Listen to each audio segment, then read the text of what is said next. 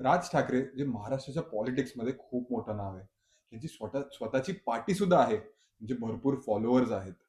जेव्हा ते स्पीच देतात, तेव्हा लाखोंची गर्दी असते. त्यांचं फक्त स्पीच ऐकायला. पण जेव्हा इलेक्शनमध्ये येतं, त्याचं परफॉर्मन्स काहीसं ते मॅच करत नाही. आणि म्हणूनच राज ठाकरे बदलावच्या एका नवीन मूडमध्ये आहेत.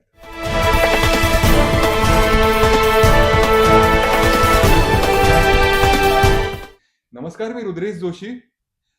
आत्ताचं जे कॉर्पोरेशनचं इलेक्शन झालं, त्यात जेव्हा राज ठाकरे आणि उद्धव ठाकरे एक आले, म्हणजे शिवसेना आणि एमएनएस ही जेव्हा एक आली, तेव्हा राज ठाकरेंना फक्त 6 सीट मिळाले आणि त्यात त्यांना समाधान मानायला लागलं.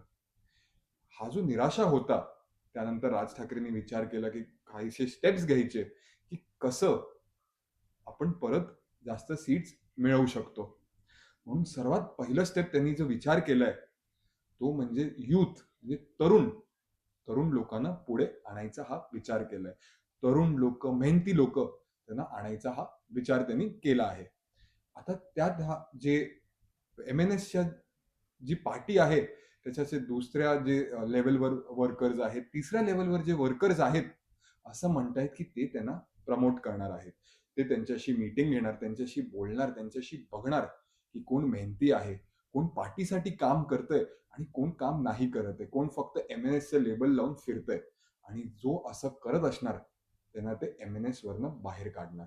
आणि जे खरंच मेहनत करतायत, त्यांना ते प्रमोट करणार, त्यांना ते एमएनएसचा फेस बनवणार आणि एक हा तरुण चेहरा हा पुढे आणणार. तुम्हाला काय वाटतं? जर असं केलं, राज ठाकरेंना यश मिळणार की नाही? हे मला कॉमेंट सेक्शन मध्ये सांगा. आपण पुन्हा एकदा भेटू. मी रुद्रेश जोशी. जय हिंद, जय महाराष्ट्र.